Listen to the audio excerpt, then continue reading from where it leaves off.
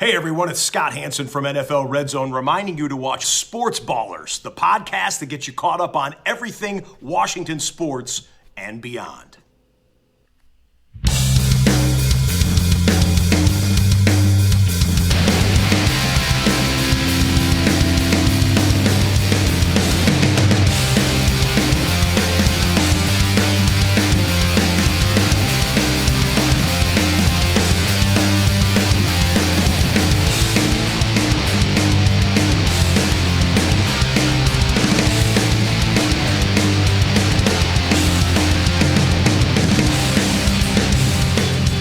Hello and welcome to another episode of the Sports Ballers podcast. I'm Corey Puffett, joined as always by Eric Meyer and Evan Ash. It is episode 139 here on Wednesday, April 14th of 2021. We got a great show for you, plenty of topics to get to today. First, how are the two of you guys doing? I'm mildly concerned that this is the first time I didn't hear the intro music before the show, so I don't know what that's about, but I'm hoping everything's right on your end, but I hope that everybody can hear me. Okay. Yeah. I didn't hear it either, but that's because I turned the volume on my headphones all the way down to avoid any jump scares. So Interesting. Well, Scott Hansen scares the hell out of Evan on a weekly basis.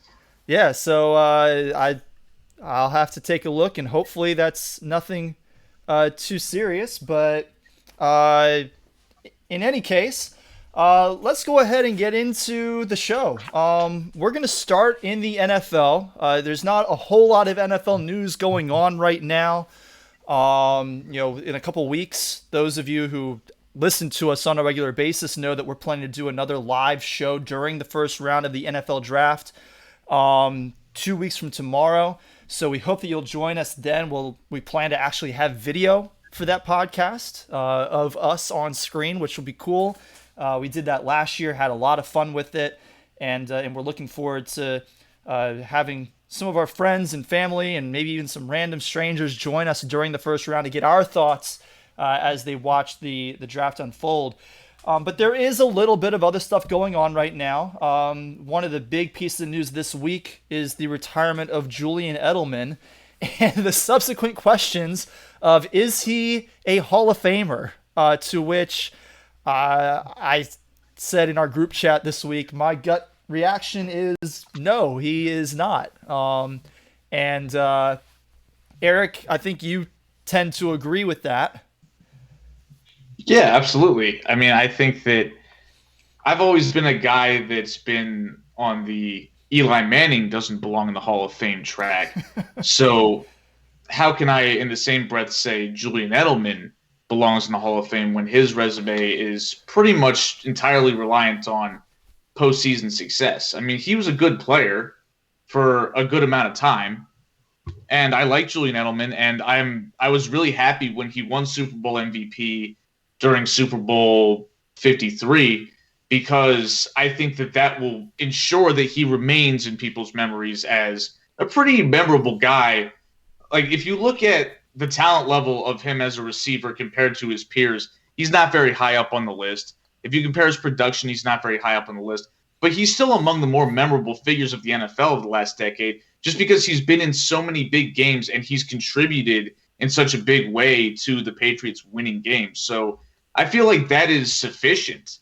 He's done what he needs to do. He's a 3-time Super Bowl champion, a Super Bowl MVP, and he's burned into everybody's memories as that guy that made all the big plays in those games. I mean, he had huge plays against the Chiefs in the Conference Championship game in 2018. He made that insane catch during the 28-3 comeback. He caught the game-winning touchdown pass against the Seahawks, which preceded the didn't hand the ball to Marshawn Lynch thing. So he's been a figment of postseason football for the last decade in such a big way that I can kind of understand why some people would knee-jerk say, yeah, put him in the Hall of Fame. But the ability and the numbers aren't there. And if you want to try to argue that he was some sort of innovator at the position because he was a slot guy, that's not true, because he wasn't even the best slot guy that played for Tom Brady and the New England Patriots. Wes Welker kept him glued to the bench because Welker was a far better player. Absolutely. And, to that point, I thought it was interesting. Several people on Twitter this week said varying versions of the same thing, which I think was best encapsulated by Ryan Clark when he said, like, I don't want anybody asking me if he belongs in the Hall of Fame today on my show because I'd rather say good things about him because he is a memorable player. He was a fantastic player. And, when you ask that question about a guy who is as good as Julian Edelman was, you kind of have to justify why you would keep him out, which in a way means, bad mouthing the guy and kind of ripping him for where he doesn't quite measure up to the Hall of Fame resume that you expect from a wide receiver. And so I found it interesting that so many people brought that up, but I think you bring up a good point that because he's so well known, because he was a really good player, that tends to be kind of the initial reaction to any kind of retirement news is, does he belong in the Hall of Fame? What do you think, Evan? I don't disagree with either of you. I'd have a hard time saying Julian Edelman is a Hall of Famer, but that's certainly not to, say anything bad about him or his career. Like, you can be a really good football player and not be a Hall of Famer. There's a lot of those. And he had a great career. And like both of you said, he had a lot of memorable big games. The guy was on TV all the time because his team was always good and always in the AFC Championship game and stuff. So, congratulations to him. He had a good career. I'm not super worked up about whether he's a Hall of Famer or not. It doesn't seem like he quite meets that level. But I'm certainly not saying he was a bum. The more interesting question, I think, is this the last time we're going to see Julian Edelman in the NFL? Rob Gronkowski, and maybe he's being facetious, but Rob Gronkowski gives it a 69% chance that Julian Edelman will be back and with the Tampa Bay Buccaneers specifically after maybe a year. Edelman is 34 years old, which would suggest that he could come back if he really wanted to after a short reprieve from the grueling schedule that is the NFL. What percent chance would you guys put on him returning at some point? I'm actually like 25% or something. Like, I'm on the low end too. Unlikely. I think that Gronkowski was a different situation in my opinion because he was still capable of being an impactful player. We saw it this year where he was not TE6 in the fantasy rankings like Corey predicted, he was a lot closer than I thought he would get to that. I had him, I think, at TE11. So I don't think I ranked him at all.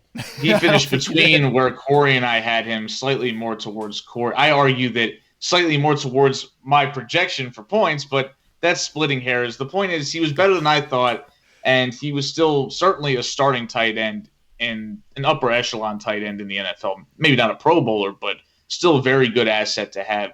Edelman's a lot older, and he's just as beat up as Gronk was, and Edelman always had this persona of I'm going to play until the wheels fall off. Whereas Gronk had mulled leaving the game early and taking a breather sometimes to take care of his body. I just don't think that it's the same. So you kind of read this retirement as Edelman basically admitting that the wheels have fallen off for him as much as he's willing to allow them to. I think it's not so much that he's lost his ability. I think it's just he's so beat up. I think he's at this point where he's just like, I can't recover. My body can't handle a 17-game season. I think that's where he is as a player. It wouldn't shock me if he came back just because I know that he and Tom Brady have a very simpatico relationship. I actually thought more so than Brady and Gronk had, just because Gronk could have gotten paid anywhere, but the Patriots really wanted to keep him. Edelman had an opportunity to leave the Patriots after the 2013 season, which was his first year as sort of the guy in New England because that was when Wes Welker had left for Denver. And he had a very good year. He was a hot commodity as a free agent, and he took less money to stay in New England with Tom Brady and basically said, I stayed because of Tom Brady. Like I was sitting around at the bar and thinking, I don't want to leave Tom Brady. Why the hell would I do that? I'll take less money to stay here. So there's a possibility that he could get pulled back into it. But I think he was just more inclined to play as long as he could. And I think at this point he feels like he can't anymore. So I'm doubtful that he comes back. Some other news coming out this week involves voluntary workouts. At least 4 teams, players have decided to skip those voluntary workouts. In that list as of right now are the Broncos, Seahawks, Bucks, and Lions. The Seahawks are a team that does not build workout incentives into their contracts, unlike some other teams. I think they only have one player with workout incentives in his contracts. I forget his name, but he's a guy that they acquired from the Lions. And so he'll be foregoing however much that bonus was in his contract. But for the Broncos, they cited some rising COVID numbers in the Denver area. All 4 teams talked about not just the numbers as far as COVID cases, and not even just the protocols or lack thereof that they're seeing from teams where they're concerned about some of the safety issues with bringing players in for these workouts, but apparently they've seen some data, which I have not seen myself. I'm not 100% sure who gathered it and where to find it. That's something that I'm working on finding out. But these players have said they've seen some data that suggests that not having any of these workouts last year did not increase injuries across the NFL, did not reduce the quality of play across the NFL. The Buccaneers players said that they felt like when they came to camp, everybody was ready to go. Everybody had felt motivated to do their part in that distanced environment, and so they trust that it'll be the same this year.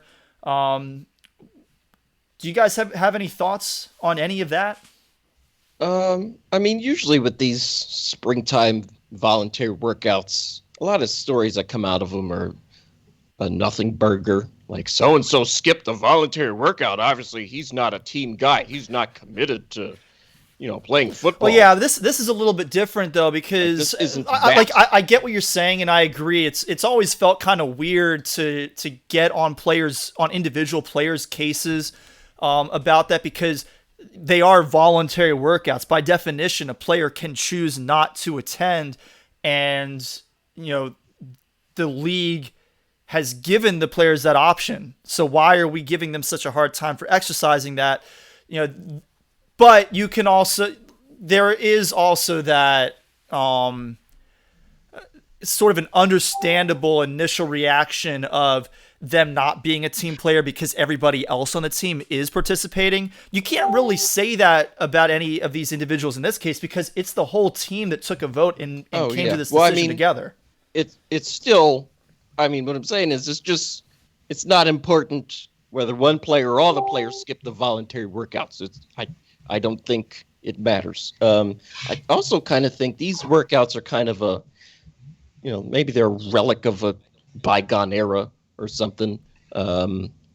Because like being a professional athlete now is a 365-day-a-year job. Like, everybody's in shape all the time. You don't need to have a team workout to see who got fat and who didn't, right? Because like nobody's a plumber in the off season or anything like that. Like, everybody is a football player all the time. So I don't think it's really, don't need to worry about who's in shape and whether or not somebody's been working out. That's really, I feel like those are isolated issues when somebody can't back away from the buffet table in the off season. Yeah, I agree. It's not really an issue anymore. There are millions of dollars on the line for these players. And so as a result, when they earn such hefty salaries and have the potential to earn more, they're going to invest in their bodies and make sure that they stay in peak physical condition. There's not going to be a situation where they say, hey, I got lazy in the offseason, because they know that could cost them their job. It's a game of inches, as we say. Well, that affects everything, even including your waistline. Yes, your lung capacity, your weight, your speed. Any little fraction that you might lose because you didn't put the work in could cost you your job or cost you a contract. So I think that I agree with Evan there. I mean, we see what Tom Brady does in the offseason, where he takes all of his damn receivers out to his ranch in Montana or whatever and just slings the football around nonstop. Well, So, Mark Sanchez had Jets West.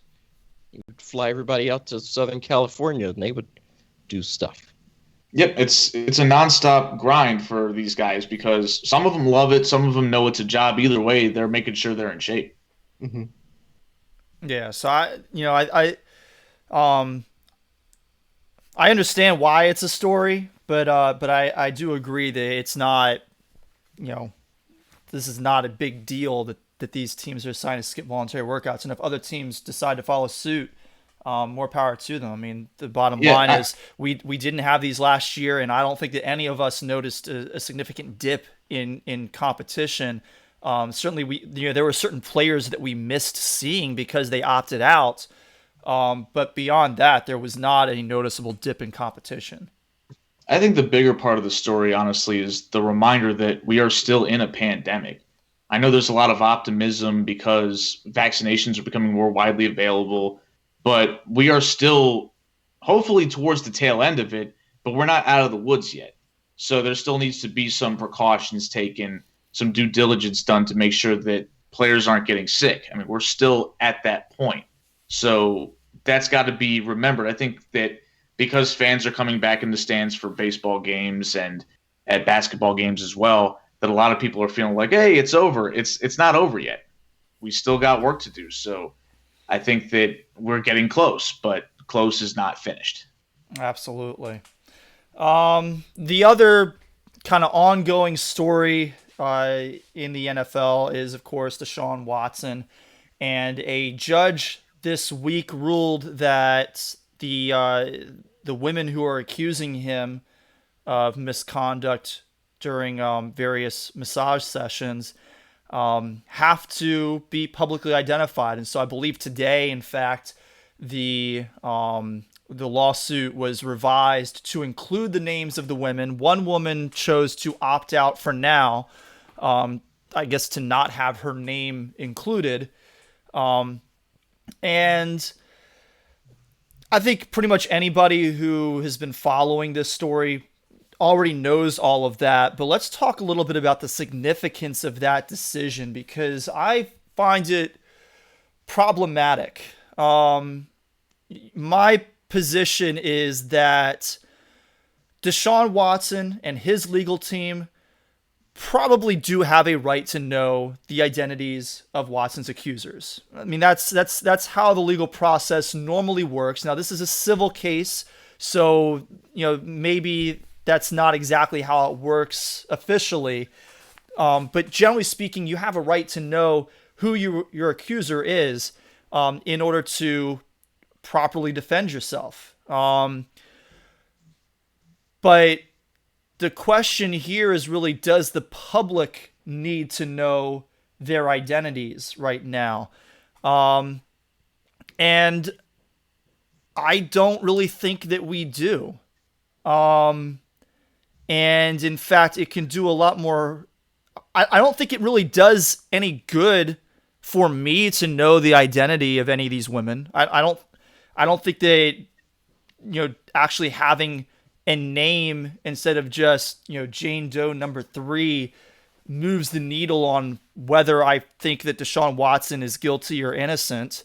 But what it does have the potential to do is lead to a lot of people on the internet spewing just vile, hate-filled messages in the direction of these women who are alleging that they have already been victims of something that nobody should be subjected to.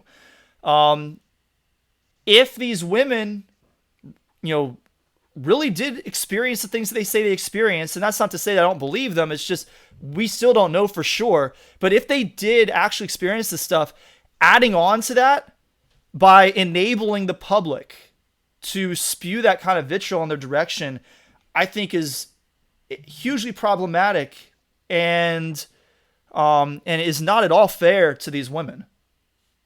I completely agree. I don't. What good does this do anybody to have these women's names out there? Like, who does this help?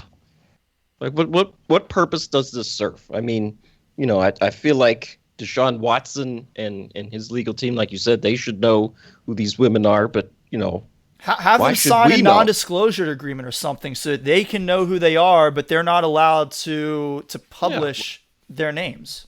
Yeah, why do we need to know this? It doesn't change any of the um, any of the facts or any of the opinions of anybody. It's just you just sub in the woman's actual name for the alias they used in all these stories. What difference does that make? I think the only thing that changes is, like you said, these women are now going to be the victims of more hatred and more foolishness on the internet, and it might actually put them in some sort of physical danger. So this is strange to me. Like, why? It's And unnecessary. let's kind of be perfectly fair here, because some people may make the argument that, well, Deshaun Watson's name has been dragged through the mud and the muck through all of this, and He's a public figure. And if he's innocent, then does he deserve to have this kind of hate directed his way from people who are completely supporting these women and believe their story? But yeah, I mean, as you just said, Evan, he's a public figure. He has resources that they don't have access to make sure that he is protected from anybody who might actually try and take action based on that hatred that these women don't have and don't really have access to get. Right. Yeah. This is just why. Yeah, there's a reason why certain places have shield laws against springing the identity of these types of accusers. It's for reasons like you discussed, Corey, that it opens people up to negative blowback that is totally unfair towards them. But I think the reason why Watson's camp is pushing for this and Watson's representation or counsel is pushing for this is because Watson's getting killed in the court of public opinion. And so to put a face to some of these accusers would get people looking into them. And so they're hoping, and this is me being a cynic, but I also live in the world where that has made me this way, so don't blame me, blame the world around me for thinking this, that if you go and peep some of these young women's Instagrams or social media feeds, that there's going to be something to grab onto to suggest that, see, they're just looking for sexual interactions with people like Deshaun Watson. He couldn't have possibly unconsensually attacked them like this. That's what I think is going on, which I find abhorrent, but I don't see what other reason there is for that. But I also know how this works. I know how this game is played. And along with that potential where women are being smeared for God knows what, taken out of context, or just flat out irrelevant information about themselves, you also, like you said, Corey, expose them to being attacked, doxxed, having death threats sent to them. This happens all the time when women or anybody that levies an accusation like this against a beloved public figure gets exposed by name and by any other type of information that people can dig up, where people feel compelled to go after them and threaten them. And I find that dangerous, and I don't think that that's a good way to handle this business. Like you said, both of you, Watson has every right to know who's accusing him. There's no doubt about that. That is a tenet of our legal system. You have a right to face your accuser. I don't care if it's civil court or criminal court. But that's not us, and that's not the world. The world is not part of that. This is designed to protect accusers who were in a position where they were victimized and don't have to be further smeared so that they can feel as comfortable as possible, because it is still very uncomfortable to come forward with something like this. But to create a system where you make it virtually impossible for them to do so without fearing for their safety, it's not a good way to roll, and I think this is a bad decision. Yeah, I mean, if anybody is naive enough to think that these women are not going to be subjected to just a slew of hate-filled messages, I mean, just look at Yu Chang getting all kinds of anti-Asian racist messages on social media, and all he did was commit an error in a baseball game. These women are accusing, one of the best quarterbacks in the NFL, a very high-profile player, and a one that a lot of people like. We're huge Deshaun Watson fans, and I'm still hoping that all of this is false, but I mean it seems unlikely at this point.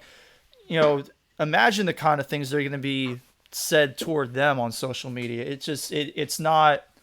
I don't think that was a just ruling by that judge. All right, so moving on from the NFL, let's talk a little bit of NBA news. We don't have a ton right now, and Eric will be hosting next week, so I imagine that he's got a bit of a state of the NBA planned for next week's show. But we actually have a couple of mailbag questions from my girlfriend Rashonda, starting with Jamal Murray. The Nuggets point guard suffered a torn ACL this week. He's out indefinitely. And she wants to know, Eric, your thoughts on what this means for the Nuggets for the rest of this season and possibly even into next season, depending on how long this keeps him out. Well, an ACL injury is usually a 9-month to a year-long injury, so realistically the Nuggets aren't going to have him back at anything resembling full strength until next spring. And given that we don't really know what the status of the NBA season is going to be for the 2021-2022 campaign, because the season ends in late July this year, just before the Olympics, we don't know when they're going to start, how many games they're going to play, on and on and on.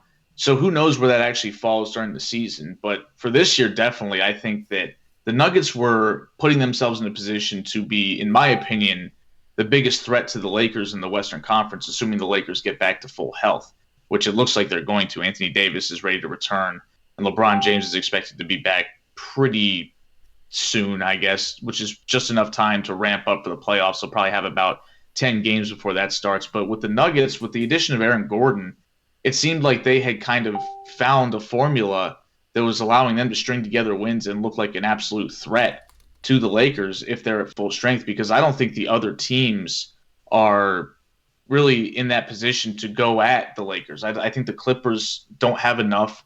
They traded for Rajon Rondo to try to stabilize the point guard position, but I've never been a big believer in Rajon Rondo as being a really, really important player to your team. I think that if he's a decent role player, you can make it work, but you're asking him to be the maestro of your offense. I think that's a little bit much to ask at this point. But I think that at this point now, the Nuggets, they can't beat the Lakers. They lost their second best player.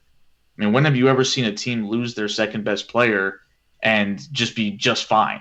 Like, the only time that might happen is if you're in a situation like Golden State was, where you're just overloaded with superstars and you lose one of your superstars, but you got another one. The Nuggets aren't in that position. They have one A-lister in Nikola Jokic, who I believe is the front runner to win the MVP this year. But Jamal Murray was the Robin to Jokic's Batman, and Robin's gone. It's hard to win without that second guy, and I just don't think the Nuggets have it, especially given the fact that they were so offensively top-heavy to win on that side of the ball. They don't have the defensive integrity to get in these grind-them-out games, and Jamal Murray helped augment their offense to a degree that could push them into contention, but his presence being gone just derails that completely.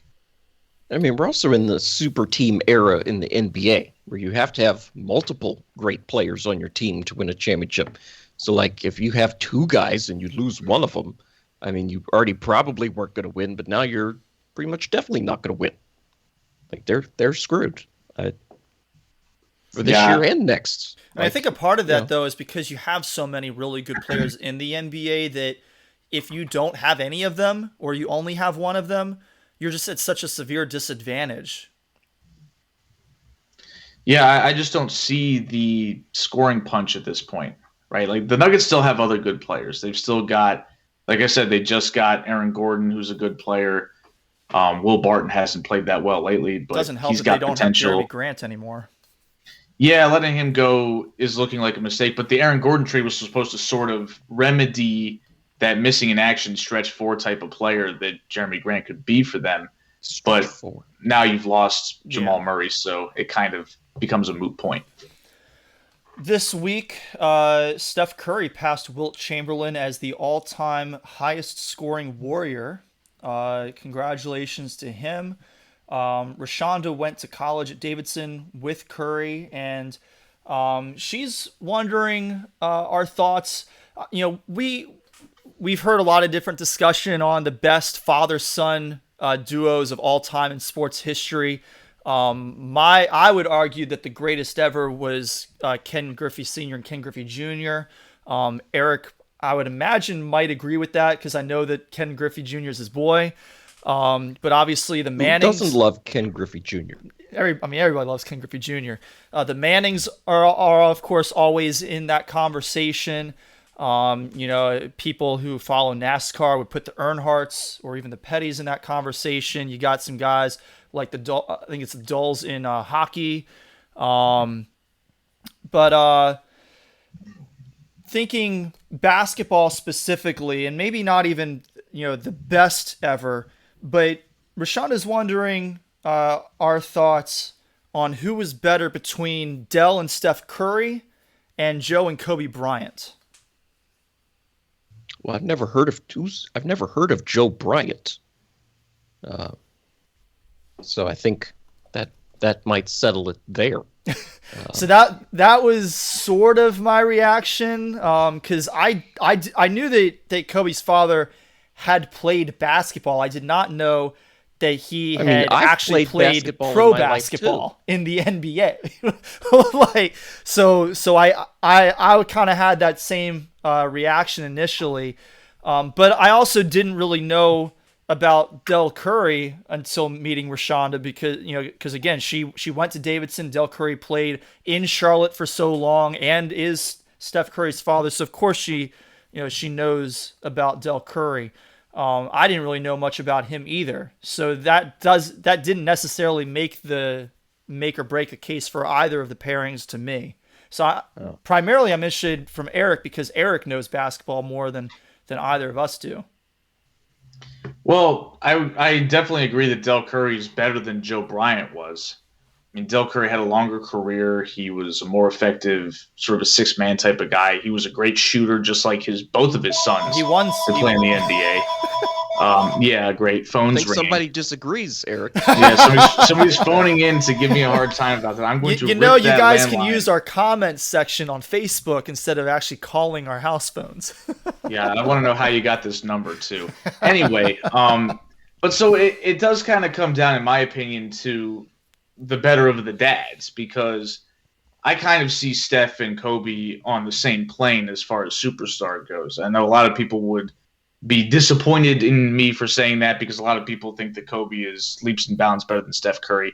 I don't agree with that. I find that to be an ill-informed opinion.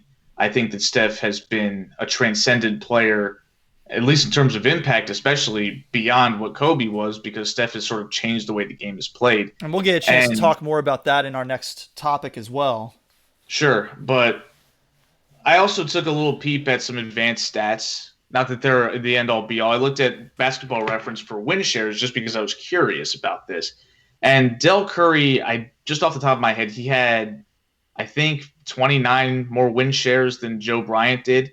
And as of right now, I believe Kobe is ahead of Steph by about 63. So I think the combined gap for the Bryants is about 34 win shares, but Steph's still playing.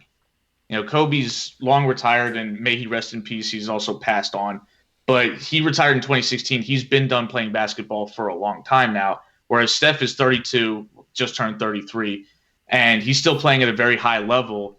He could realistically pick up another 50 or 60 win shares by himself in the span of the rest of his career. And I also should mention that win shares aren't the end-all be-all stat. I think that in terms of what Steph does to a team and the level that he can play with just about anybody because of his varied skill set on offense makes him, I think, a better asset than Kobe for a lot of teams, although I think Kobe is more robust because of his impossible-to-cover scoring set that he's got. Like, you can't guard Kobe Bryant at all. Like, he's going to score on you no matter what. You just have to limit his efficiency, which was doable, but not something that you could do to a great extent. So, I mean, again, Steph, Kobe, same plane to me. So it's about Del Curry to me, and I think that Del Curry was a better player than Joe Bryant. You look at the numbers, he had a longer career, he had better numbers. His win shares per 48 minutes was basically double that of Joe Bryant's. I don't think it's much of a contest. Del Curry was a very highly revered player in the NBA during his days. It wasn't just you heard about him. Corey, you may have only heard about him because Rashonda told you about him, but most people didn't talk about Kobe Bryant as the son of Joe. People talk about Steph and Seth Curry as the sons of Del Curry all the time. Well, I mean, Steph Curry is, he has his father's name, right? He's Del Curry Jr. So, that makes it a little easier. Corey I did not know that. Just learned this. I'm just learning that. Yes, Stephen is Steph's middle name. Yeah, he's Wardell Stephen Curry. A reporter called him Wardell. Why am I hearing about this from them and not from you? What's up with that? All right. So that kind of moves us into our other sort of NBA topic, which is Thinking Basketball's Greatest Peaks series, which just wrapped up this past Friday. Eric highly recommends it. He's a subscriber, and he participated in their online vote.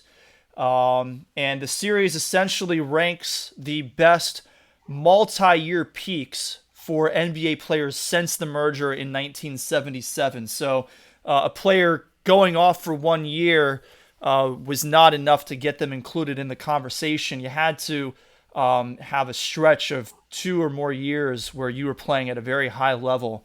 And so in the finale, they talked about the top 10 essentially, which Kobe Bryant actually did not appear in the top 10. He appeared in the top 10 for a lot of the online votes, but not according to the numbers that Thinking Basketball put together for this. Steph Curry, meanwhile, finished 8th, and the opinion was that looking at him in a little more optimistic light, he could be as high as 3rd. So right there, kind of talking about Steph Curry versus Kobe Bryant in that conversation, there is an argument for Steph being the better of the two there. I'll let Eric kind of lead most of the conversation on this, since he's the one who watched it initially. I only saw the finale. And he, I think, can put a lot of this into better context than I can. But one of the names that came up in it that I was surprised but wasn't surprised to see was Hakeem Olajuwon, because I love Hakeem Olajuwon from an NBA history standpoint, and I often feel like he gets overlooked by people putting together lists of some of the greatest players of all time. And so from that standpoint, I was a little bit surprised, because I feel like a lot of people don't give him his due. But again, I wasn't surprised because he was a terrific player. I was a little bit surprised that he was put on, he was presented as if he was put on that list despite his offense. And I think that might have been a little bit of an overstatement, because while obviously he was a great defender and that's what he was probably known best as, he was still a pretty good offensive player. And so to say that he was on there, or to suggest he was on there despite his offense, seemed a little bit disrespectful for how good an offensive player he could be, in my opinion. Well, I wouldn't take it as anybody suggesting that Hakeem Olajuwon wasn't a good offensive player. He was obviously a fantastic offensive player. But there are limitations to how much of an offensive impact a post player can have, because post players don't shoot threes and they don't space the floor. But they can draw attention, and it's pointed out that Hakeem did generate strong offenses by being sort of that inside-out guy, where the Rockets surrounded him with a lot of shooters, so that when he drew attention because of his tons of moves that he had to score in isolation, he could be able to kick the ball out and take advantage of that. The limitations that he had was that he wasn't always the most precise and on-time passer, so he didn't quite unlock the peak level of offense that they could have had. But there's no doubt that, that Ben, the Thinking Basketball maestro, if you will, definitely respects Hakeem Olajuwon's offense. If you got the impression that he thinks he's not a good offensive player, then I think you misinterpreted what he's saying. And I suggest you go back.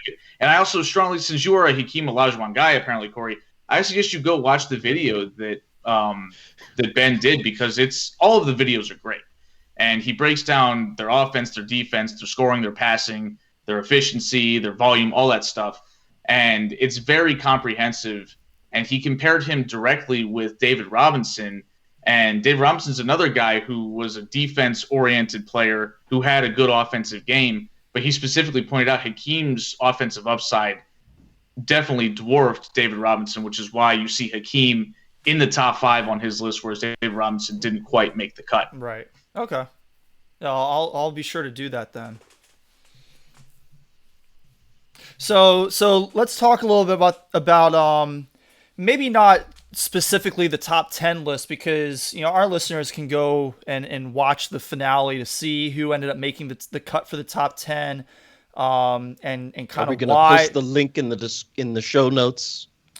We'll share it maybe on our Twitter or something. Okay. And yeah, I'll post it somewhere for you to see, Evan. But Eric, I'd be interested to hear more about the sort of the series as a whole and the process by which the players were analyzed and subsequently ranked.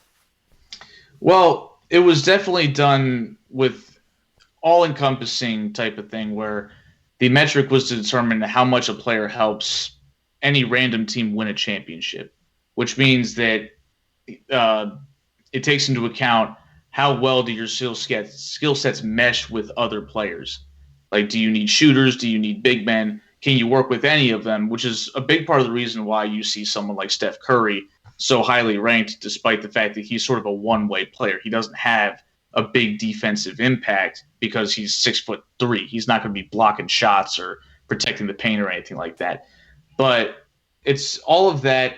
It heavily values passing ability, the ability to create looks for teammates, the ability to score in isolation has value, but you have to be able to take advantage of the attention you draw as well with good passing, which is also why you see somebody like, say, Kevin Durant not necessarily make the cut, because there are limitations in what he does when he has a double team sent at him. So it's all things like that. It also breaks down specific skills that made these players unique. Like, it's not just, oh, this guy was great at this, he scored at 10% above the average. It's not just wonky numbers. It's a lot of it is film analysis of what could Kobe Bryant do that other guys couldn't. What was in his bag that other people didn't have? What were his skill sets on offense and defense? What were some of the passes he was great at? What are some of the looks that he maybe struggled with? Things like that. It's very comprehensive.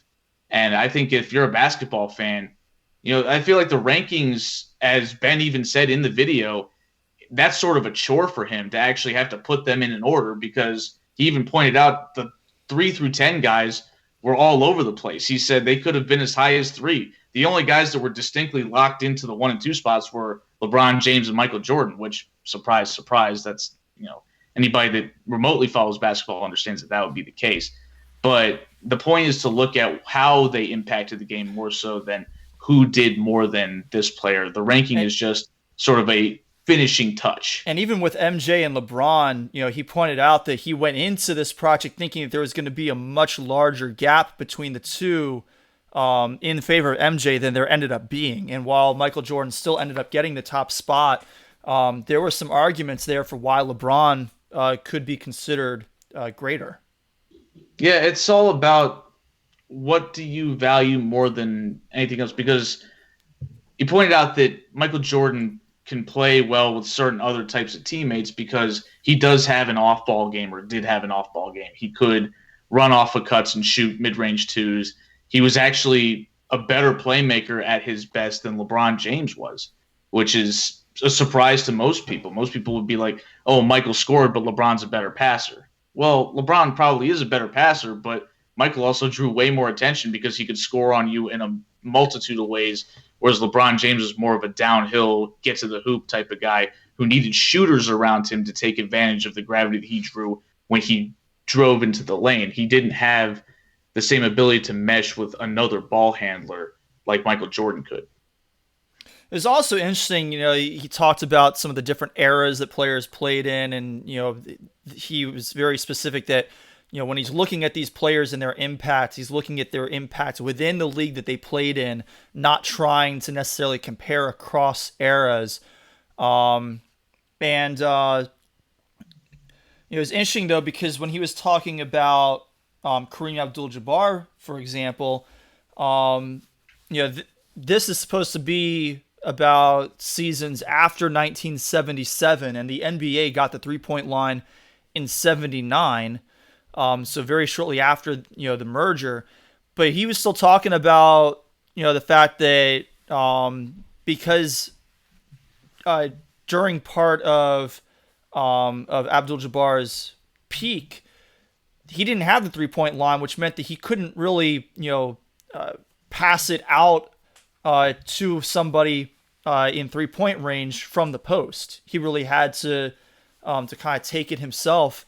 And his skyhook obviously was legendary and was a big part of why he was still able to be so successful.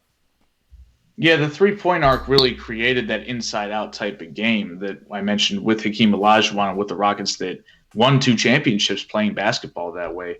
But with no three-point arc, there isn't as much value as drawing the players in and then kicking it out for jump shots, because those long jump shots are only worth 2 points. So it's more of an onus on Kareem at that point to score the basketball. And I thought it was interesting because Kareem was sort of seen as probably at his very, very best in his Milwaukee days, but that was before the merger, and there was virtually no tape on NBA basketball players from the 60s and early 70s. So that's why that was sort of set as, this is where I'm going to start from. I'm not going to look at guys like Bill Russell and early career Kareem and Wilt Chamberlain, because there simply isn't enough tape to actually make a video evaluation. You pretty much entirely have to go on stats and some inferences that you draw from, because even the stats back then weren't complete. Like, they didn't start tracking turnovers until like 1973. And not having that as a metric is really important, especially for people that had the ball in their hands all the time. You could say, look at Wilt Chamberlain, and you could say, well, yeah, he scored a ton of points and he took a ton of shots and he made them at a pretty high rate, but he also turned the ball over a ton, and that didn't show up in the box score at all. Interesting. Okay. Any other takeaways from the series as a whole? Yeah, go watch it. Like, if you got time. I'm a Patreon subscriber to Thinking Basketball. I own the book that Ben Taylor wrote. It's excellent. I highly recommend that too if you're a basketball guy or gal. But yeah, each video is about somewhere between 20 and 30 minutes of just evaluating a player for what he was at his time. And I think it's very educational. You get a little bit of an idea of how teams try to build around such talents and how teams try to stop such talents. And you get a better perspective of what was and what is in terms of modern day basketball compared to what it used to be. I'm interested to hear about what it's like being a Patreon subscriber for anybody. I've never done that before. Yeah, We'll talk about that off. Yeah, we can do that another time.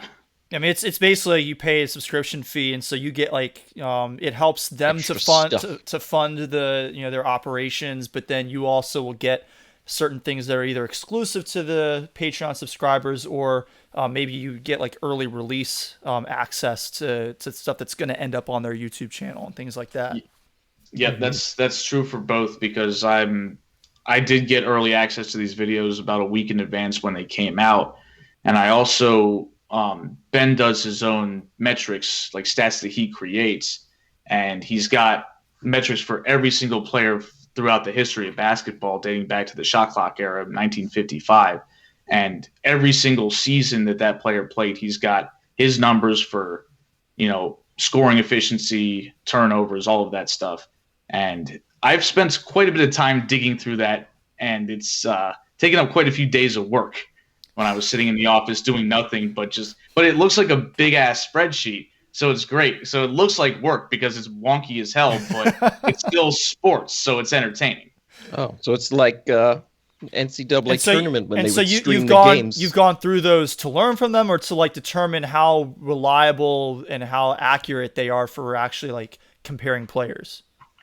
A little bit of both. I use them because I do trust them, but as even the proprietors of stats would tell you, don't use my stat as an end-all be-all. because they don't even do that. But that's Right. just what they consider a good estimate of, a player's value. But I'm more interested just to look at the raw numbers of stuff that I know is important. Like, I'm interested to see who was the most efficient scorer in 1992 or something like that. You can get access to that. And the relationship between scoring volume and efficiency and shot creation and spacing and all of that stuff that can be gleaned from the box score to an extent. Obviously, there's limitations to that because you can't account for every little thing that happens during a basketball game just by looking at some numbers. But you can kind of get a general idea. And that was sort of how Ben created his metrics. Was he watched the film and then he compared it to the box score and said, okay, I saw this guy create 15 shots for teammates. So let me take that number and compare that to this data and create basically a formula that estimates your shot creations based off of your 3-point percentage, your scoring rate, all of that stuff. Okay. So let's move into some baseball. We are now in the second full week of Major League Baseball action. Our fantasy season has officially begun as of this week. I am currently the leading scorer for this week, but I've also used up 5 of my starting pitcher starts, which is more than anybody else. So that is part of the reason why I'm leading. But it's been a pretty fun week, just watching baseball and actually seeing our players play their games and accrue stats and all that good stuff. But we've also had some not so great stuff in Major League Baseball, including Major League Baseball replay, which sucks. Yes, it's terrible. The Braves and the Marlins both got absolutely screwed by Major League Baseball's replay system. So let's talk a little bit about both of those situations. Well, I was watching the Braves and the Phillies this past Sunday night, and so it was the 9th inning. Game's tied at 6. There's a runner on third base. I believe it was Alec Boehm, and the batter was Didi Gregorius, who's on my fantasy team. So he hits this little pop to left field, and Ozuna comes up throwing, and Boehm is going to try to tag and score, and he's out by a mile in live TV, and the umpire at home plate, who was right on top of it to make the call, called him safe. So then they go to review. It was not a challenge by the Braves, because you can't challenge after the 7th inning or something like that. It goes to review, I think crew chief review, and they look at it for like 5 minutes, just back and forth, and Vasgersian is talking about something, to pass the time, and they're showing it and showing it and showing it, and then they come back and rule him safe anyway, even though it is so clear that he's out. They rule him safe. They don't explain or anything.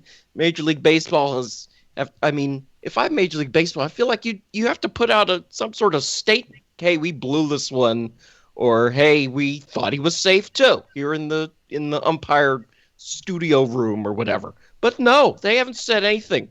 Like, this is perfectly okay, but it's abundantly clear to everybody, including the Phillies social media, who had a funny post about it, that Boehm was out, and the game still should have been tied, and that should have been the end of the top of the 9th inning. I don't understand what the problem is. I don't understand why. It doesn't seem like the objective is to get the calls right. Like, they seem to be just having replay just to have replay, when the whole point is just to get the calls right. It feels a lot like the NFL's 1 year, and we could call it a failed experiment with the replay on pass interference. But the reason that it was a failed experiment was not because we tried to institute it in the first place, because I think that Eric generally didn't like the idea of having challenges on pass interference, but I liked the idea if we actually implement it correctly.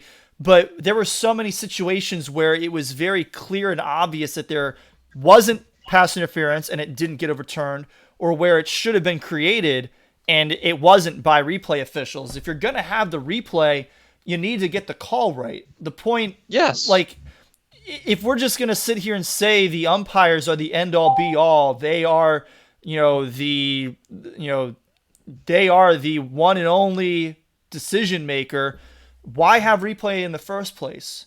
Because not only did they get that one wrong, and they ultimately came back and Major League Baseball admitted that they got it wrong, but too late to actually do anything about the result of the game. When did they admit that? They just admitted it yesterday.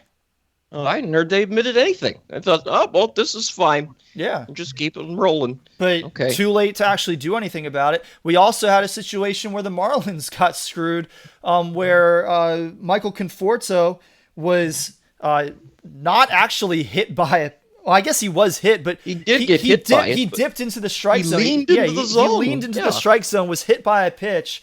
The umpire called the hit by a pitch. It was a bases loaded situation, so it ended up being a walk-off for the Mets to win 3-0. And they went and reviewed that one too. They looked at it. He clearly leans into the strike zone to get hit, or at the very least did not do anything to try and avoid getting hit. And they upheld that call. Well, I mean, whether or not a batter leaned into the pitch or not is not reviewable. I don't know why it's not reviewable, but it wasn't reviewable. So that's not how the Mets got screwed. It wasn't on the replay. It was on the non-reviewable call on the field is what they got screwed by. But, I mean, still, why isn't this reviewable? Yeah, that should probably be something that's reviewable. Everything... I mean, baseball is there's not a whole lot of things that are judgment calls, right? Was he safe or out? Was the ball fair or foul? Except for some reason, balls and strikes are judgment calls when they really don't need to be. We have these computers and lasers and stuff. We have the technology. It lights up. Yeah, it lights up if it hits the zone, and if it doesn't, it doesn't. I mean, I don't understand why that's so hard. But, baseball is, in its nature, is so cut and dry. So, like, if everybody on TV and at home and in the stadium on the gigantic screen they have in there can see that the call was missed, why can't we get the calls right? This isn't that hard. And I think the issue is with Major League Baseball in their replay facility, they have current umpires making the calls in there. And a lot of the umpires... are a bunch of old farts, and they don't want to be like, well, I don't want to show up my colleague telling him he got a call wrong. I'm like, that's stupid. You shouldn't be a replay official if you don't want to tell somebody they did something wrong. That would be the point.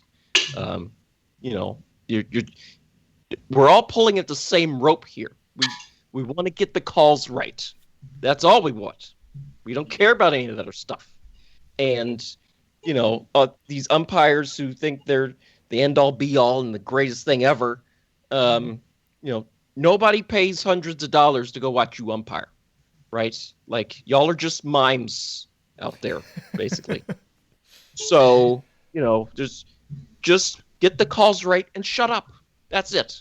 That's your only job. So if you can't do that, let's let the computers do it.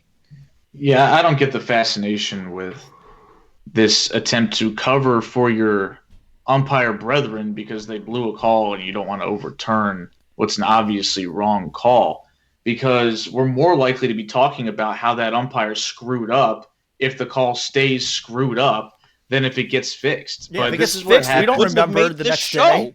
No, we wouldn't be talking about this. We wouldn't have been talking about this 2 days ago when it happened. I mean, this is what happens when Major League Baseball had to be dragged kicking and screaming into replay. You got a half-assed job where they didn't do it right. Whereas the NFL, I mean, we've got some gripes with how the NFL does replay, but for the most part, we agree that it's worthwhile and that it's good to have. It's overwhelmingly a positive thing with a few things that we'd like to see them iron out and maybe get better at or consider improving in the future. But overall, the structure of NFL replay is fine. That's not the case in Major League Baseball. This is a disaster. I mean, you've got games where the outcomes are decided because I can't review this, but I can review this, even though this is obvious that the dude's elbow's hanging over the inside corner. I mean, it just doesn't make any sense why you wouldn't be able to just take a quick look at that and say, oh, hey, he broke the rule. He leaned over the strike zone. He should be called out for that instead of being rewarded first base and a walk-off hit by pitch. Yeah. I mean, it seems so obvious. This is why I should be the commissioner of baseball. I really should, because so much stuff just seems so obvious to me, and they just won't do it.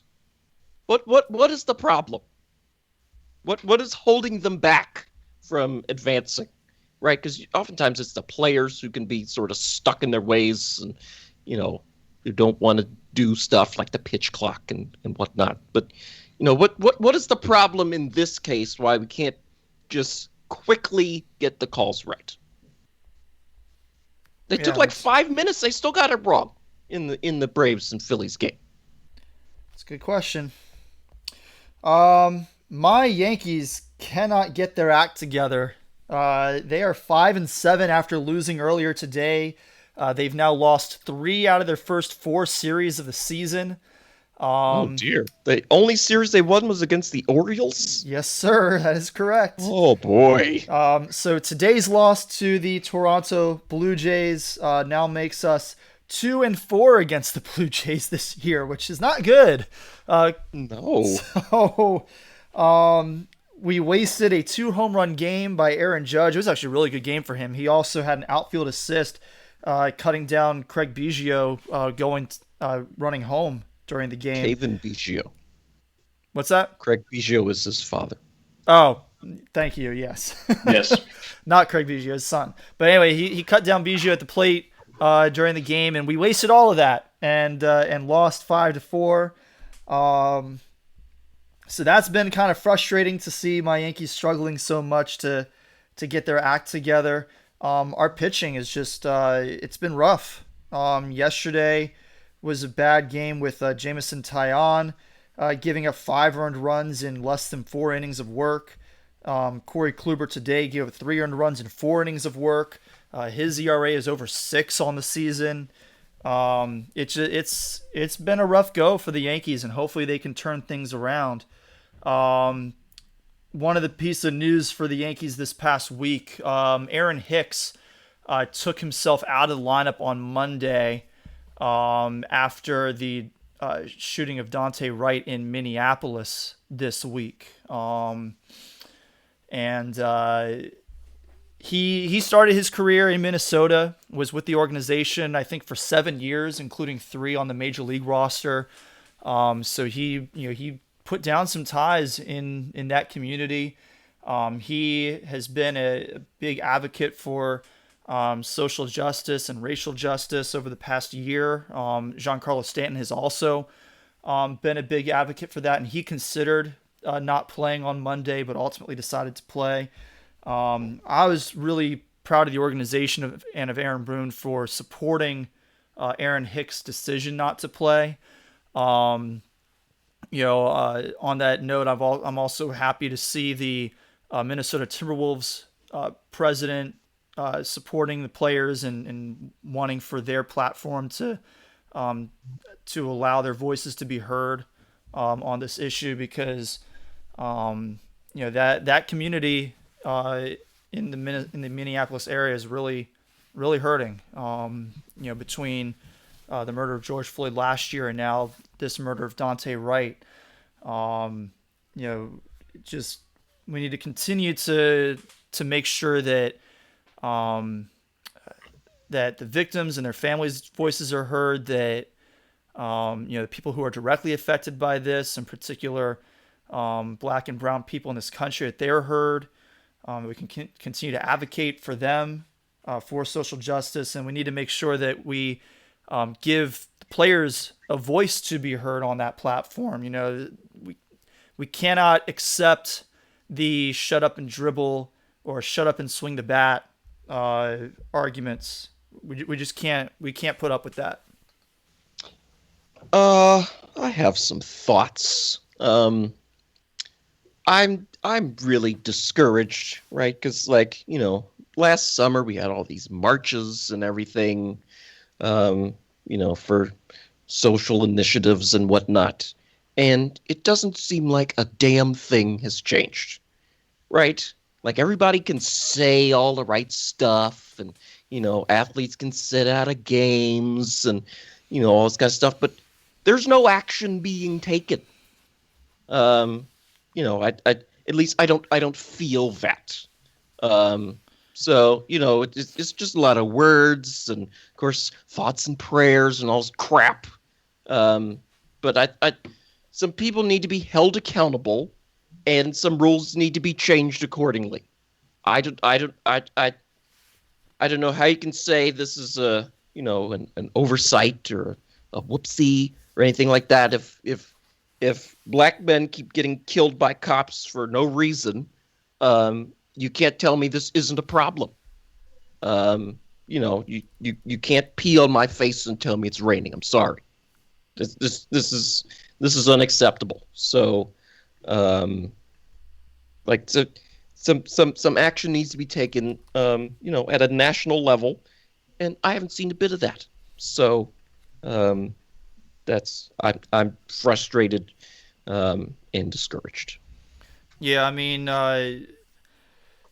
the action that has been taken is not action that has led to any sort of legislative change. Mm-hmm. Right. So we're at the same place we were a year ago. Yeah, and yeah, I mean, I definitely understand it, and I feel that same sort of discouragement. I mean, and this is in the midst of the trial of Derek Chauvin, and Evan, I know you watch SNL as well. You saw the cold open this past week, where you've got. Did you not see it? No, I missed it. I think I was playing Call of Duty. I didn't know. I didn't know they were doing a live episode this week. Yeah, they had SNL this week, and during the cold open, they were talking about the trial of Derek Chauvin, and Kenan Thompson and Ego Wodum were on one side of the table, and then a couple of the white cast members are on the other side of the table, and they're all talking about the trial and how, like, this is the time that that we're finally going to actually see some accountability, and Kenan and Ego are like, because we've seen this before, and as much as we want to act like the fact that we didn't have sports and other things to distract us last year because of quarantines, and we were kind of forced to keep the conversation going over a longer period of time than it usually lasts before the news cycle kind of turns over on these things. Despite that, you can't help but feel like it's just going to be the same old story. And obviously we still have to wait for the outcome of that trial, but then you have the excuse in this case of, oh, I didn't realize that it was my actual gun. I thought it was my taser. It's like, are you kidding me? Why do you have a gun if you can accidentally shoot somebody? That makes no sense, and you should be fired for just having this excuse, because that's garbage. That's complete garbage. The whole situation it's awful, but and it's also like this is the sort of the quietly intentional outcome as well, right? Like, this happens all the time, and nobody's changed anything. So obviously, whoever's in charge wants this, right? Like, if stuff keeps happening that you don't like and you don't do anything about it, what are you even doing? So, that I feel like the entire institution of policing is just to terrorize communities of people of color. That's all they do. So, and it's a government-sponsored lynch mob, essentially. None of these people can be trusted. These are supposed to be leaders in the community, too. Remember that? Remember that garbage? You bring the cops to the school and stuff to talk and whatever. But then, when people grow up, these are people who put you in more danger. There's always videos on social media of cops just seeing a black guy and then, gotta harass him one way or another. pat him down because he could have drugs or weapons or something when he's just minding his business. So I'm just sick and tired of it. Obviously this discussion is not really the topic of this podcast, but it's still sports, and whatever foolishness we usually discuss on the show is secondary to actual life. Yeah, I mean, we titled one of our episodes "Politics Don't Belong in Sports" in the SpongeBob font. There's an intersection in every area of life, and so the idea that this discussion doesn't belong in a sports podcast, I think is ridiculous. I don't think that argument holds any water. The main message I'm wanting to get across is just I'm glad to see more and more coaches and executives being supportive of their players, using their platform in whatever ways they're comfortable doing, whatever ways they can. Obviously for this, Aaron Hicks, all he really did so far is sit out a game, which, doesn't lead to change, but hopefully that allowed him some time to, think of what way he does want to take action, and it allows other players to feel like they are empowered to have their voices heard and to take action, because professional athletes have such a great opportunity to use their platforms. And there are so many people in this country who try their level best to undercut that and take that away. The Laura Ingrams of the world and so on. I'm encouraged when I see managers and coaches and executives support their players. But you're right. I mean, you're absolutely right, Evan. Not a damn thing has changed since last year that we can put a finger on and say this is better now than it was last year.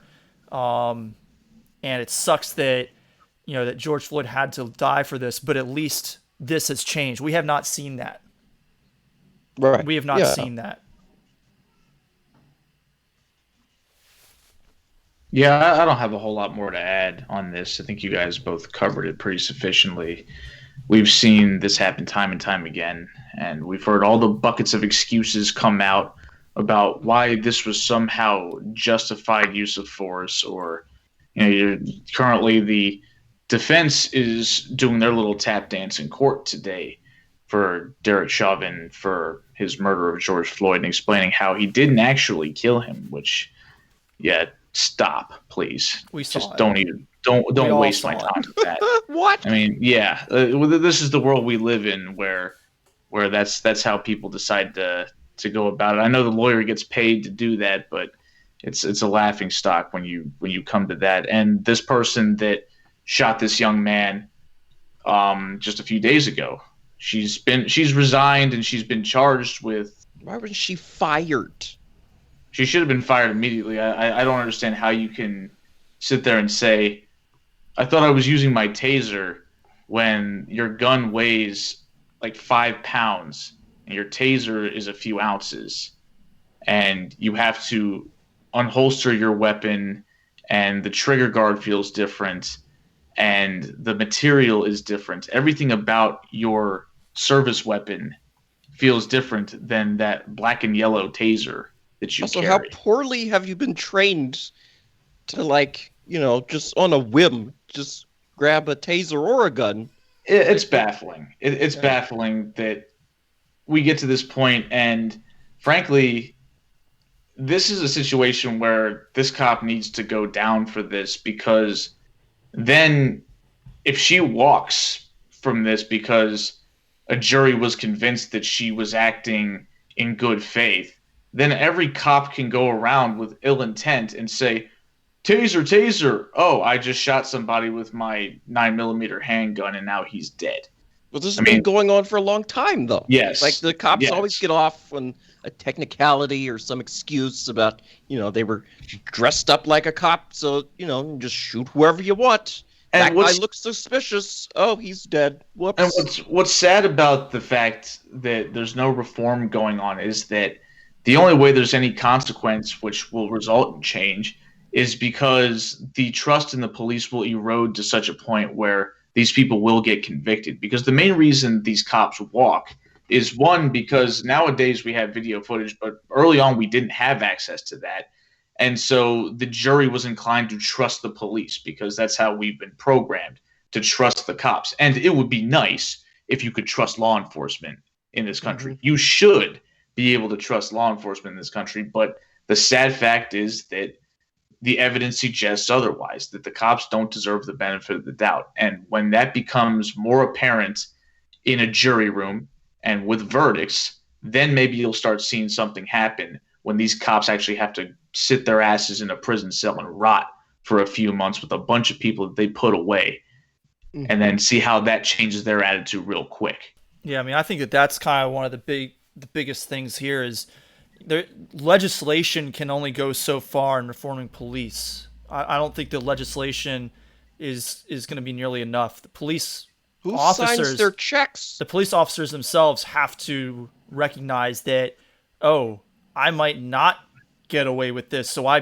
better make sure that I don't screw up, because we're not getting the benefit of the doubt anymore. But until that time comes, they're going to continue to operate under the assumption that I'm untouchable. The part I don't understand is why isn't being a police officer the type of job where you can't screw it up, right? Like if you're an airline pilot and like you screw up real bad, that could cost a lot of people their lives. But, if you're a police officer and you screw up real bad, you're like, oh, well, that was just in the line of duty. We just shot all these people just cause. Like So another thing, like why, this is also why police officers can't be trusted, is because they, like when one of them blatantly screws up and everybody knows it, right? Like even when it's so obvious, they still cover for each other, right? Like it's the brotherhood or something, right? I mean, you can't, the cop doesn't even get, reassigned to a different parish, so to speak. He just keeps on going like nothing happened. And I think this also underscores the importance of voting. In light of here in Georgia, they're restricting voting access, but telling you they're not. If voting wasn't so important for everybody to do, they wouldn't be trying to prevent you from voting. So make sure you vote. Yeah. So now we've thoroughly brought the whole tone of the show down. The Orioles. Yeah, let's talk about the Baltimore Orioles. Your Orioles. Yeah. Well, they're not going to lose today because they got rained out again, and they'll play another doubleheader tomorrow. They played a doubleheader yesterday and managed to split with the Mariners. I'm so glad the Orioles are playing another team that sucks. It's so nice to watch another team just spectacularly blow the game. The Mariners, it was the 7th inning of a 7-inning game. So the last inning, and, the Mariners, it was tied because the Orioles blew the lead in the top of the 7th. So it's tied, and the Mariners guy gets the first 2 outs. Then I think he walks somebody. And then the next batter just hits a little roller back to the pitcher, and the pitcher misses the ball entirely, and the batter's safe. And then he throws a wild pitch, and both runners advance, and then the next batter hits a single, and the Orioles win. Like, it's amazing to watch another team just bumble around, have the ball roll right through their legs, and just throw it over the catcher completely and stuff. It's really refreshing to watch the Orioles when they get to play a team that is also terrible. Cedric Mullins hasn't stopped hitting. He's been incredible. Yeah, there's a reason why the even the Orioles could figure out a way how to make the postseason after missing it for 14 straight years, whereas the Mariners haven't made it since 2001 and counting, probably for at least another few years before they can realistically have any shot to get to the playoffs. I mean, that's just an incompetent team. And you put them toe-to-toe with the Orioles, and you're going to see a lot of interesting stuff. But we got to keep in mind that the Baltimore Orioles' most successful moments have stemmed from every time that they've traded with the Mariners. So the Mariners are pretty much solely responsible for the Orioles' one window of success during the 21st century. So, this is the organization you're talking about when it comes to that. So it's not really a surprise that the Orioles find a way to look a little taller standing next to the Seattle Mariners. Yeah, your Mariners, Eric. Yeah, my Mariners. Yeah. So I'm really looking forward to whenever they play the Mariners, because this is great. We should play the Mariners every night, right? The Yankees and the Red Sox and stuff. Forget them. We need to play the Mariners. Oh man! So they'll play a doubleheader tomorrow, and we'll see what happens. Hopefully the weather's better tomorrow in Baltimore. I think the Orioles have the Rangers next. I don't know. I can't remember if that series is in Arlington or Baltimore, but probably look real quick. But the Rangers are also terrible. That is in Arlington. Yeah, at Texas. Yep. So get to check out the new stadium. Big piece of news from this past week. Joe Musgrove pitched the first ever no-hitter for the San Diego Padres. So every single Major League Baseball team now has a no-hitter in their history. The Padres were the lone standout without one until this week. He is on my fantasy team, but our fantasy season had not started yet. So his first you should issue a complaint to the commissioner of the league and ask him why the season started 2 weeks after the actual season. Yeah, Andrew, why didn't you talk me out of that decision? Yeah. Where's our co-commissioner? Supposed to be co-commissioner. He's MIA. I'm gonna let you know you threw him under the bus there, because he felt like you should have consulted with him about that decision. But did he? He said that to me. Yeah. Oh, he never said anything to me. I've been I've had my ear open to anything he's suggested. So anyway. But did you tell him that the season was going to start 10 days after opening day? Yeah. Okay. It was on. It was a pretty hesitant right there. It was on the site. It was on the site. Well, okay, so now you're trusting that the co-commissioner would read, which is probably fair. So that brings it back to being Andrew's fault then, because he didn't pick up on it. There you go. He had his opportunity. He just didn't bother to put in the legwork. Some co-commissioner, huh? Yes. Some other recent news. Alex Rodriguez and Mark Lore buying the Minnesota Timberwolves for $1.5 billion, which led to Timberwolves rookie star Anthony Edwards admitting that he doesn't know who Alex Rodriguez is, which led to our very own Evan Ash to admit he doesn't know who Anthony Edwards is. Anthony Edwards could be anybody, right? Well, Evan's not Anthony Anderson, right? This could be anybody. Evan's not going to like Anthony Edwards when I get done telling him where he went to school. So, no. Yes, he was a one and done at the University of Georgia, playing for your boy Tom Crean. Well, that's more like Sasquatch's boy, but no. Yes. We know he's not a bright guy then. Anthony Edwards is a treasure. I love that kid. He is hilarious. He's a great quote. He's a good, talented young player, and he doesn't know who A-Rod is. And I put this in the baseball section. I wasn't sure what to do with this because it's a little bit of a crossover episode. We've got baseball and basketball converging here, but I put it in the baseball section because, humor aside, I think it speaks to how limited baseball's reach is. The fact that Anthony Edwards is a 19-year-old rookie NBA up-and-comer that has no idea who one of the most polarizing figures in baseball of the last 20 years is. He had no idea who A-Rod is. And people are like, how do you not know who A-Rod is? I'm like, he's 19 years old, and nobody watches baseball except for old guys and us. So it makes complete sense why a kid from Atlanta wouldn't know who Alex Rodriguez is. Somebody tweeted in response basically criticizing Anthony Edwards, saying he's not being a very good role model because he's showing that he doesn't inform himself. I'm like, he's not the president of the United States. He's a former baseball player. What are you talking about? So knowing what you're talking about isn't a qualification to be president of the United States. We've or learned to be this. on Twitter, Yeah. But It can get you kicked off Twitter, which is Eventually, underrated, after you've already ever happened. After you've already done all the damage and instigate a riot and try to get your VP killed. yes, all that good stuff that happened. I mean, there. other than that detail, Yeah, but somebody tweeted in response to that guy, and I found this interesting, that he teaches kids in high school in Harlem, and they don't know who Derek Jeter is. And that's in New York City, and that's children that don't know who Derek Jeter is. How do you Again, know who Derek Jeter is? I'm not going to blame children for not knowing who somebody is. I'm going to blame the sports league that made that person famous for not reaching anybody. That's the issue here. I mean, baseball does not have any pull with young people, and it's going to cost them their profile.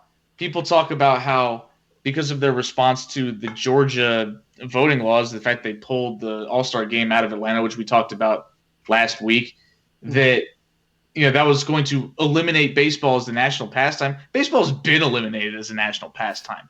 Football is the sport that matters in America, and basketball is closing the gap on baseball for number 2 because baseball is behind the times, man.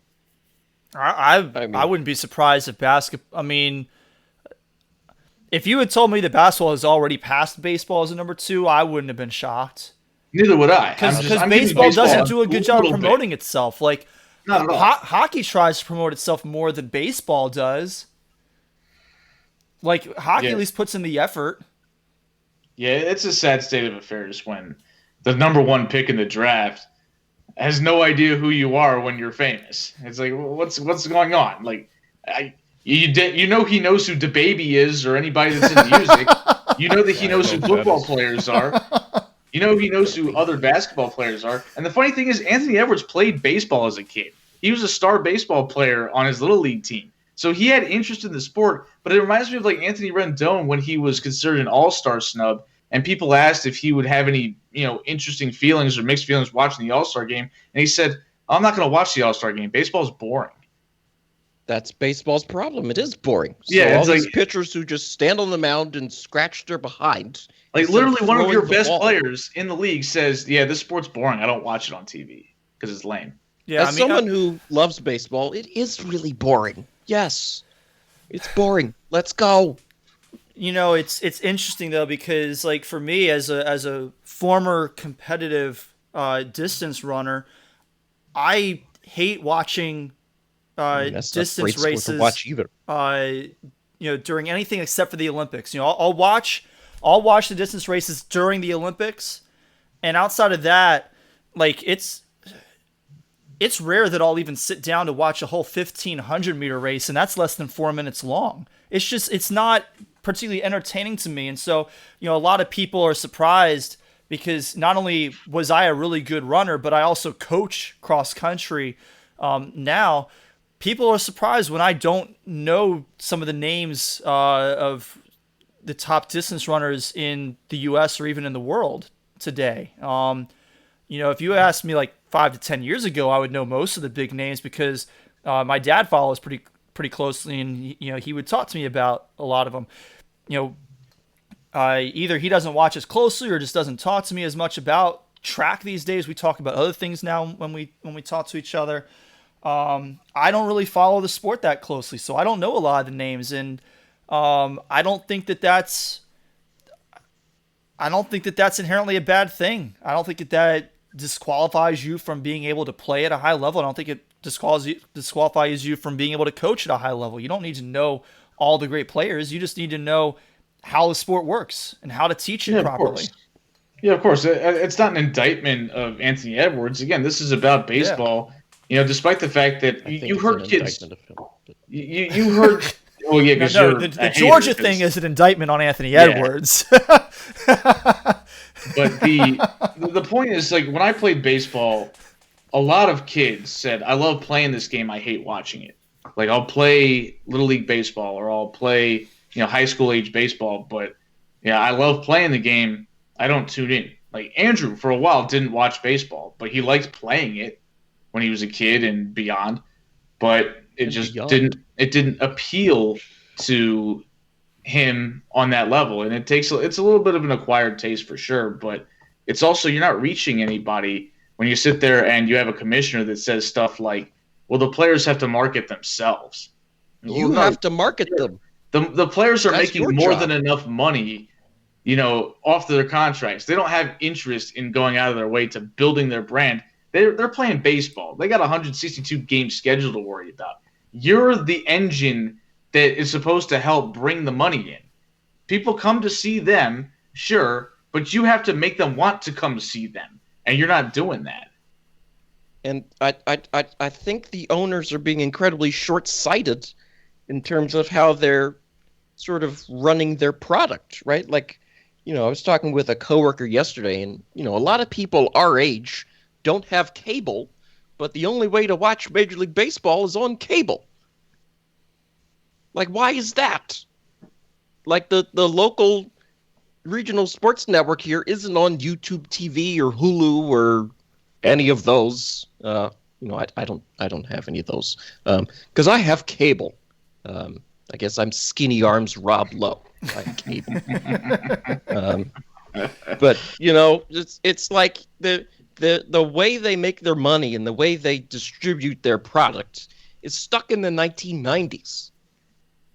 Right? Like it's not progressing in the modern age. So my fear is that baseball is going to be a sport like boxing and horse racing, where it's like, oh, well, it's that thing over there, but it's not really part of the mainstream sports conversation. Like it thinks it is, and how we feel it should be. So they need to be on TV all the time. They need to be on social media all the time. They need to do better. They need to do a better job of vetting the people that they have, talking about the sport and calling the games. We've griped about this before on this show, and the fact that you've got so many, analysts on these game broadcasts who just love to whine and complain about how the kids today don't know how to play the game with any kind of maturity, and they're too much me and showing maturity. off or this or that, or they like when your own people who are supposed to be promoting the game through the broadcasts can't stop bad mouthing the game. Mm-hmm. Why is that going to sow interest in your sport? It's not. It's going to... you're basically on... imagine being in a commercial for something. You're endorsing this product, but instead you're like, yeah, this sucks. Don't buy it. It used to be so much better. Yeah, it used to be better, but they changed the formula. It's crap now. Buy our competition instead. Right? Like, why would you air that on TV if that's what you're trying to sell? That doesn't make any sense. Major League Baseball, can y'all try and do better, please? I feel like baseball needs an owner like Jerry Jones, right? Who's just, Jerry Jones is kind of crazy and kooky and whatever, but he did a tremendous job in terms of marketing football, and how he talks about growing the pie of money. Yeah. Like baseball, they don't seem to be intent on growing the pie so much as, making sure the pie that they have is distributed toward the owners more than the players. Yeah, absolutely. But you're going to run out of pie. Don't kill the golden goose. So somehow we turned a fairly limited number of topics into an hour and 30-minute show this week. Don't you want to talk about these rule changes? Right. That's right. I almost missed that. Thank you, Eric. So real quick before we get going, there are a few new rule changes that the major leagues are experimenting with in the Atlantic League. So these are not coming to the majors anytime imminently, but they're interesting. The first one I don't like at all. Moving the pitcher's mound back by a foot from 60.5 feet to 61.5 feet from home plate. I could sort of understand if this is meant to be like a safety thing, but how much is a foot really going to make a difference as far as reaction time for a pitcher to get out of the way of a comebacker? Like, that's really the only argument that I can see for why you would move that, and I think it's a pretty weak-ass argument. I think you're missing it completely. Yeah, you're missing it completely. Dude. It's for the batter to have more time to recognize the pitch and be able to hit it. No, right, but I think that's an even dumber argument because why? Dumber? Why? I mean, you only have, less than half a second, so an extra foot, the little extra time can make all the difference. Yeah, and I want my pitchers to actually have, a prayer of being successful and striking out a batter from time to time. They do. That's the problem, is that they've had too much prayer and, But moving it back by a foot, that's going to significantly drop strikeout numbers. That's the point, yes. By more than is really ideal. We want more balls in play. I don't like that at all. We want more balls in play. So I don't want that many more balls in play. I think you do. Because strikeouts aren't exciting, right? Nothing happens. The guy just goes and sits back down. I get points for my starting pitcher. Oh, okay. Well, that again, it doesn't help anybody. Helps we're me. talking about entertainment here. That keeps me entertained. Does it? Does Yeah. it really? Are you does. watching the Atlantic League? Are you so disappointed that they've made this change? Well, no. So I don't care about it being changed in the Atlantic League. I care if it ever does make it up to the major leagues. The 60 feet 6 inches isn't one of the sacred numbers or anything like that. It doesn't matter. You can put the pitcher's mound behind second base if you want. I don't care. Let's not get that crazy. Yeah, they're trying to improve the game. So other sports have changed stuff about the field, right? In football they move the goalposts behind the end zone instead of in front of it. That happened. Basketball keeps moving the 3-point line back. Reasons, though. Well, still, they made that was a changes safety to the issue. game to tweak it. Right? It's never set in stone to where this is how it's always going to be and how it always was. That's not a thing. That's not how life works. It's always in a constant state of flux all the time. But see, here's the thing. I think you're just going to see a lot more home runs is what this would do. I don't think it's going to lead to more singles and doubles. It's going to lead to more home runs. I think it'll lead to more hit balls. So not only more home runs, but singles and doubles. Yeah, more people hitting the ball. It'll be easier to hit the ball. You're going to see... I think they should lower the mound. They should lower the mound again. I would rather them lower the mound than move it back a foot. Yeah, I agree with that. I think that's a little bit more. But What if the mound was flat? What if there was no mound? What if it was just a circle, like in softball? There's no mound. Yeah, but you're also pitching from an underhand motion, so it's a different release point. Yeah, you gotta have a mound. I think there's no bad ideas when you're just trying stuff to see what works. I guess the other experimental rule change that they're implementing is a double hook DH, which is basically that you get to start a game with a designated hitter, but when your team's starting pitcher is removed from the game, you also lose the DH. So at that point, your relief pitcher enters the lineup. And you either have to have that pitcher hit when his turn comes or pinch hit for him, and you can't use that DH, the guy who was DHing at the beginning of the game, which I don't really understand the purpose of that. I don't like it. I don't hate it. I don't really get it. So I don't know if Eric or Evan, you guys have some insights into what the purpose of this is. I don't know what the purpose is either, but I kind of hate it as well. I feel like people, when Especially people who are fans of an NL team, they talk about, oh, well, this is how baseball's supposed to be played, and the strategy is so great and stuff. And, when having to do a double switch and, having the pitcher bat and having to bunt and stuff. I don't know anybody. I've never seen a manager get a standing ovation for doing a double switch, personally. So I don't understand why that's so exciting to have the pitcher bat, or to have to worry about having the pitcher spot come up every 9 times through the lineup. I think that's just being excessively cute. Just let the one guy who's the DH, just leave him in the lineup, and that's fine. Yeah, the idea, I think, is to encourage teams to potentially leave their starting pitchers in for longer, because I don't think baseball likes the way that the game is trending, where pitchers basically work 5 or 6 innings, and then they've got a stable of like 3 or 4 bullpen arms that are going to take them home the rest of the way, which again leads to more pitching changes, which leads to more time wasted, which leads to this, that, and the other. And they prefer to have the starters go 7, 8 innings more often.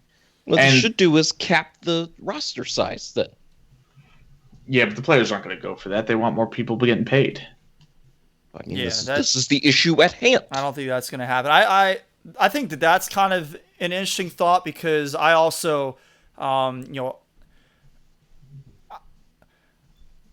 prefer for pitchers to go a little bit deeper into games. Part of that is also because I feel like,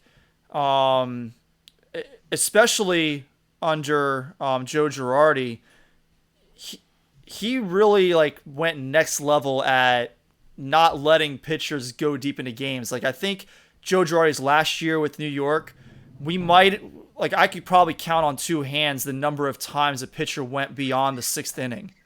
It just didn't happen. Joe Girardi would use 27 pitchers if he could. Everybody would face one batter, and it was so frustrating because he would hook a guy when he was still effective. But that was my issue, was the fact that he was hooking them when they were still pitching pretty effectively, and I thought they had another inning or 2 in their arm. But there is the issue of I don't know the answer to this, because I don't know what the numbers have suggested, but is the fact that we're using more pitchers and pitchers are throwing fewer pitches on average in a game, is that leading to fewer overuse injuries?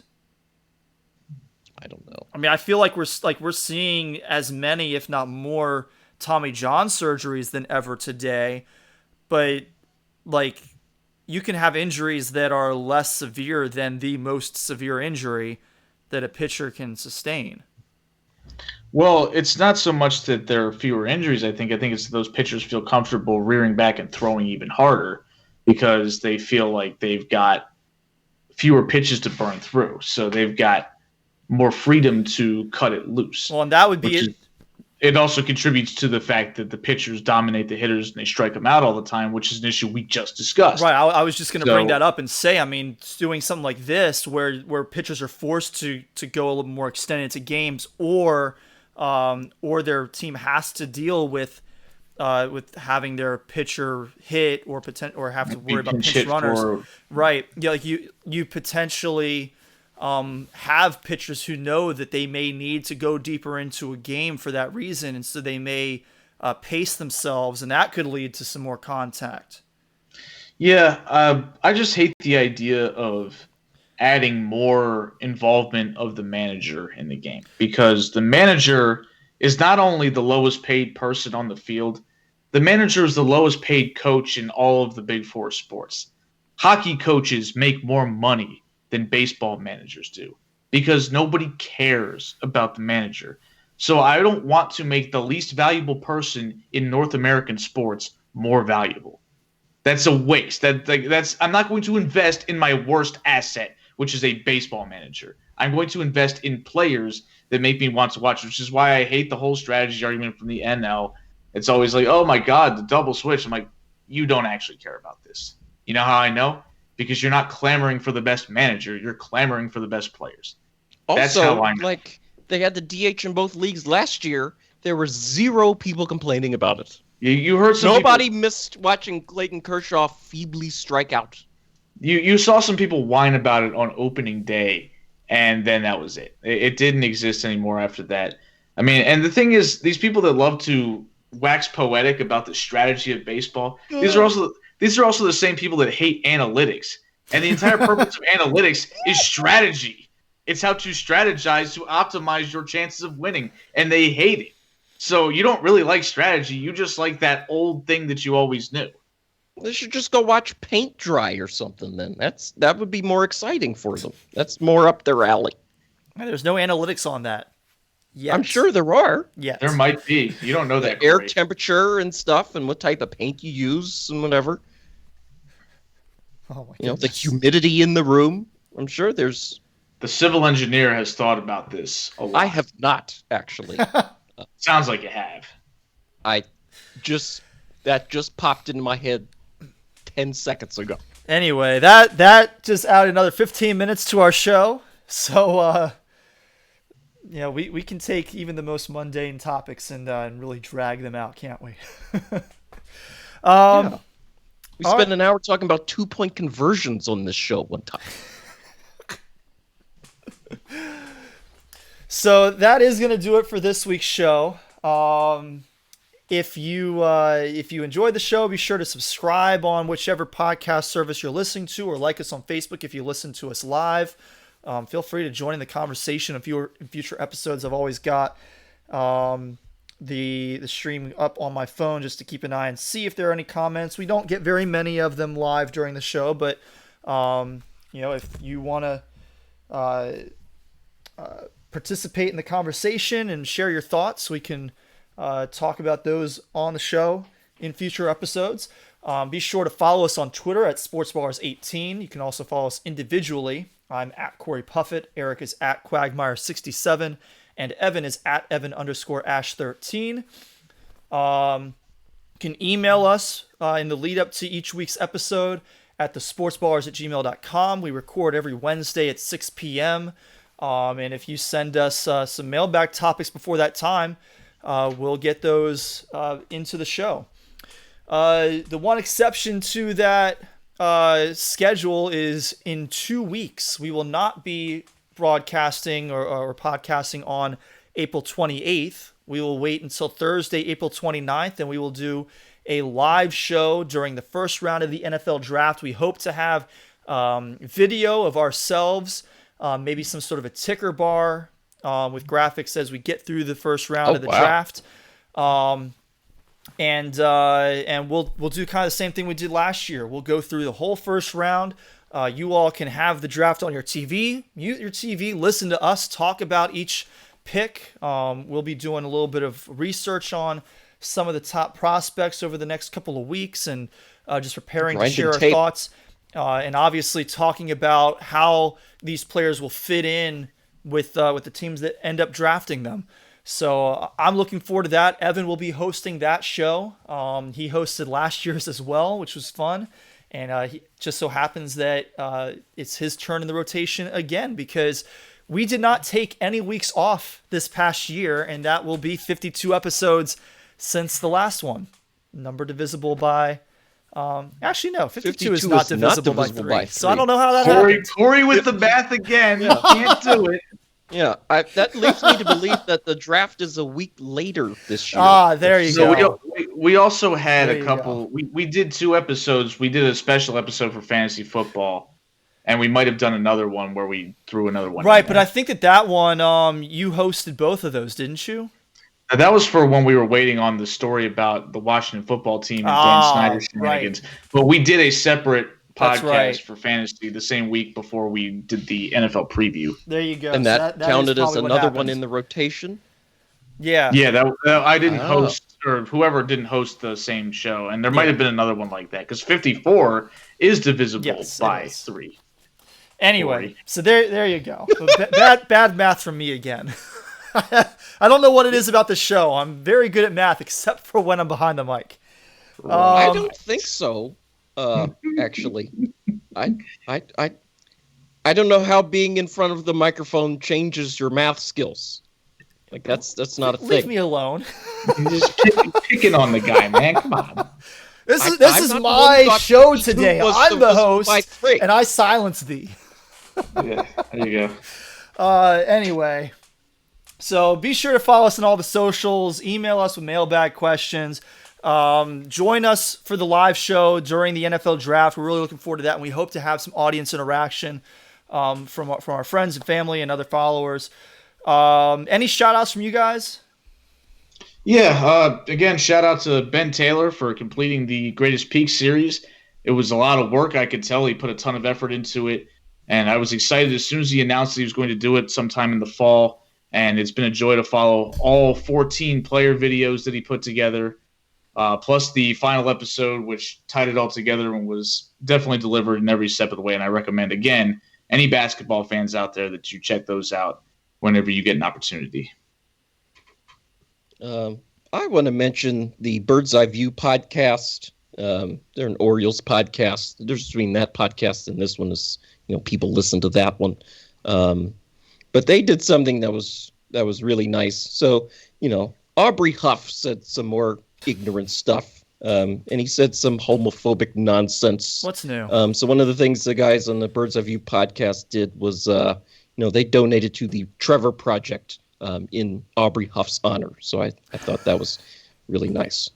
That's excellent. Yeah. I just want to shout out all of the scientists who put in so much work on the vaccine over the past year and over the past many years, quite frankly. The technology and everything the research that's been put into RNA vaccines has been worked on for a long time, and there were different viruses that were candidates for them to create a vaccine for it, and they ended up postponing some of those for the coronavirus, which is why they were able to produce it so quickly and effectively and safely. There was a great article a couple weeks ago in USA Today about that process. I highly recommend those of you who are a little bit nervous about how quickly it was produced that you go and read that article, because it does a great job of spelling out the process and the fact that this was the labor of many years, and we just, this pandemic was the perfect opportunity to actually put it into action. I got my first dose of the vaccine this week. I'm very excited about that. I'll get my second dose in early May. I believe, Eric, you're scheduled to get your first dose this week. Evan, you're scheduled for next week. So, yeah, I got mine on Friday. Oh, so awesome. Yep. So we're all on our way to being vaccinated and hopefully being able to start doing some shows together. At least Eric and I. Evan, once when he's in Maryland, will be able to join us in person. So I think we've done like 3 shows out of what is this? 139. 139. Yeah. So, but I'm looking forward to Eric and I being able to be in the same room again for these shows soon, and just being able to do other things. But I highly encourage people to get the shot. I got it. I trust the science behind it. I've done my research, but I've also trusted that the people who are experts in this field, they know what they're doing. And if I could ever feel like I know more than them, then this earth really is not a place that I'm that interested in being anymore, because that just doesn't seem right. So imagine if somebody came up to you at your job, whatever your job is, just some rando off the street, and said, I know better than you because my auntie on Facebook posted about it. Just imagine how ridiculous that would sound. Right. Yeah, so do your part. Obviously, I understand why some people may be a little bit nervous, but this is such an important thing. If we are ever going to get back to what things were before, or even anything resembling it, this is a really important step in that process. So I'm really grateful to finally have had the opportunity to get my first dose, and I'm very much looking forward to getting my second one and being fully protected. So I believe that's all that we have for this week. Thank you so much for listening to our show and for supporting us. Follow us on all the socials, subscribe, leave your comments and your reviews and whatnot in the podcast apps you're listening on. And we will see you again next week. For Evan and Eric, my name is Corey Puffett. See ya.